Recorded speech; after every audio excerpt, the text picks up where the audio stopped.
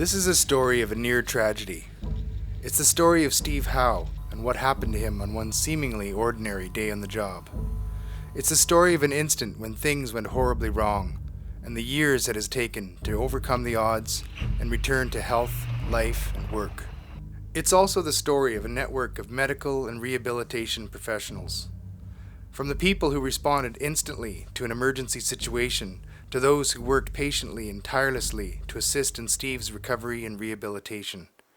And behind it all, there's an employer who stood by their worker and his family throughout the many months and still remain with him as his life and career look brighter every day. For a long time, things looked pretty bleak for Steve Howe. I was a faller and an operator for Peter Kiewit's son's Sea to Sky Highway project. Normally in a job like this, you work in groups of two, but in some cases you use machine assist. It was 11:30 in the morning, and Steve and an excavator operator were working together. Steve was standing on the side of a gully, several meters above the excavator and the tree. I was working with the excavator operator to move the last tree for the day. I first do the undercut, and then I do the back cut. Then I guide the machine into position, and then I clear. I thought I was in the safe zone, and then the boom swung back towards me, and then the bucket dropped right into my pelvis. It is pure chance that the angle and force of the blow didn't kill Steve on the spot. For workers in logging and heavy construction, the lesson is that the workplace can be dangerous. The smallest miscalculation or unexpected action can have drastic consequences. As the bucket hit me, I felt the teeth penetrate my pelvis and in my abdomen. As it pulled me down, branches and rocks and sticks were going into my back, and then the teeth let go of me, and I rolled into the tree that I fell and towards the machine. Steve was treated immediately with the first aid resources that were available. I started hearing some chatter on the radio in regards to a serious accident. I asked what had happened. He said an excavator bucket had hit him. When we first arrived on scene, we found Steve at the bottom of a gully in a horrendous mess with a first aid attendant trying their best to take care of him. He looked pretty grim at that point. The paramedic, he didn't think Steve was gonna survive. The quick and appropriate response was critical in keeping Steve alive. One of the hardest things I've ever done in my Kiewit career was notify Steve's mother that her son had been in a very serious accident. When Grayson called me on the phone, it was mother's worst nightmare. He couldn't tell me what was wrong with my son. I was so upset, I asked him, "You owe me this. Is my son dead?" During the transport, we talked to Steve with a continuous running commentary in order to keep his blood pressure up and to kind of keep his spirits up for the transport. I was still awake when we landed. He finally looked up and said, "Can I stop talking now? I just want to rest. Is it okay if I go to sleep?" We said yes. And he didn't wake up again for 3 months. We knew from the get-go that he was in very serious trouble. His blood pressure was low. He had this horrible gaping wound in the middle of his body. His pelvis was obviously severely crushed. His blood pressure was beginning to drop, and he was beginning to lose consciousness. We certainly were very unsure that he would survive that first week. So Steve is our miracle man. He's not just a miracle of modern trauma care, and certainly that played a huge role in his survival, but he's really a miracle of one man's determination to overcome not only major life-threatening injuries, but all the disabilities that followed after that. I got the call that Steve was in an accident, and I went into shock. I heard about the accident when I was out on our patio studying, and Dana had come to me and said that there was a message left on the voicemail that he wasn't expected to live. When we first saw him in the intensive care unit, we were in shock, and we didn't know whether to say hello or goodbye. Nurses were trying to pump blood into him as fast as it was going out. For anyone facing long-term treatment, one of the most important factors in a successful recovery is their personal support group. In this, Steve was and is blessed. My wife and I live in Kelowna, and I'm a pastor at a church there, so it was very difficult to keep on working at the same time as Stephen was in the hospital. But we managed to figure it out, working 3 days in Kelowna and then commuting to Vancouver to spend 4 days with him in the hospital. Hewitt was concerned that the family might rack up terrible hotel costs or worry about finances at a time when they had enough emotional stress. So the company stepped in and provided them with a suite to live in the Falls Creek area, a few blocks from the hospital. The family moved there for the duration. The support and help that Hewitt gave to our family was absolutely incredible. It was actually more than we could have even asked or hoped for. The most important thing in helping me with my rehabilitation is definitely my family and my fiance. They were there when I was sleeping. They were there when I woke up.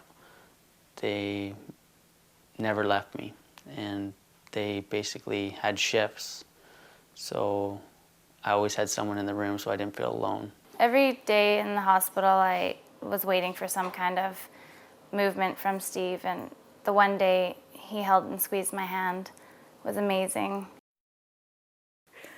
I remember one time I went to visit Stephen in the hospital, and the nurse said, "I have a surprise for you."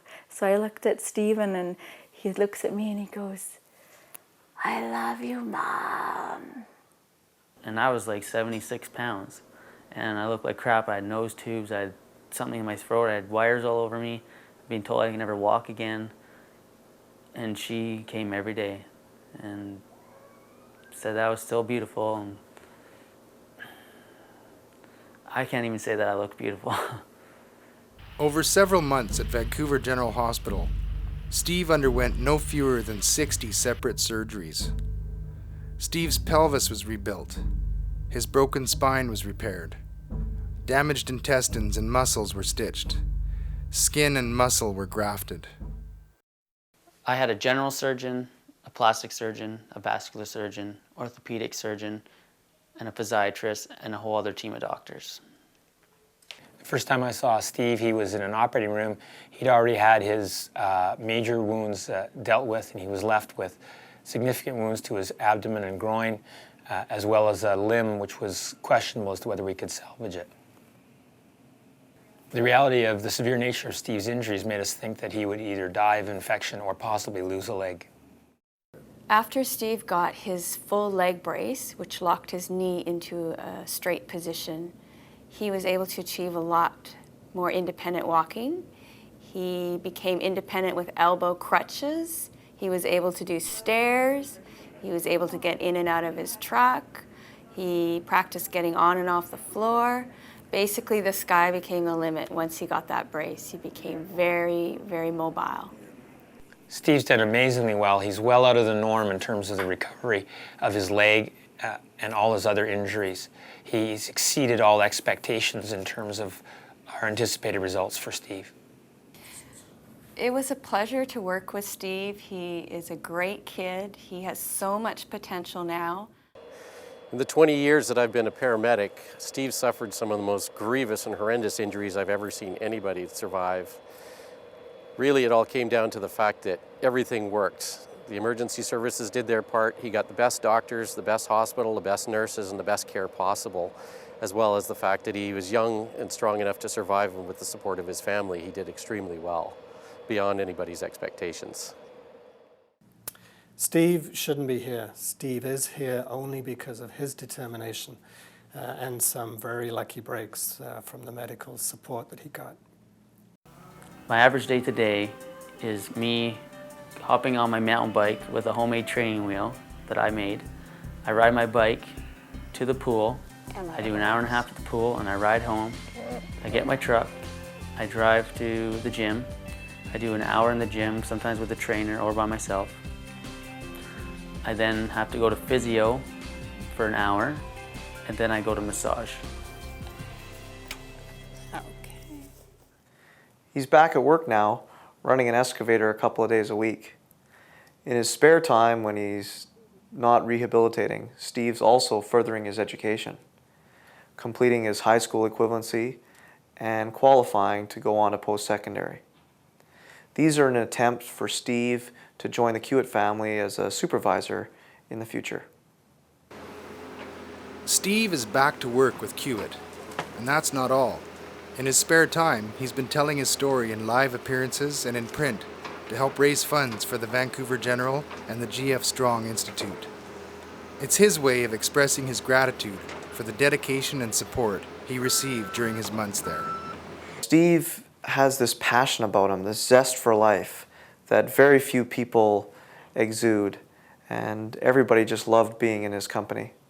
Melissa's still with me after all the challenges, and it's been 2.5 years, and now we're looking forward to spending a lifetime together. Steve and I will be getting married in Mexico. I'm looking forward to our special day.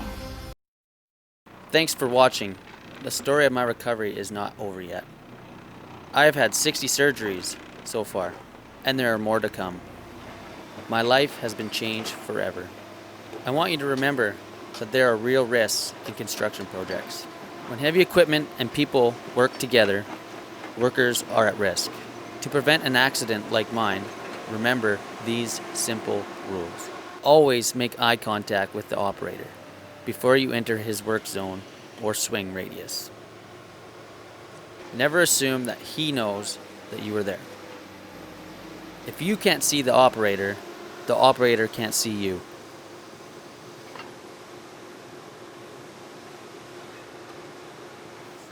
Know the pinch points. Never put any part of your body in a pinch point. Machines move quickly. An accident can happen in a split second. The operator doesn't know what you are going to do next. They can't read your mind. Communication between the operator and the crew is the key to preventing an accident. The best way to be sure that everyone understands the risks is to do a JHA, a job hazard analysis, with a step-by-step plan before you begin an operation. Above all, remember that your family is counting on you to be Kiewit safe.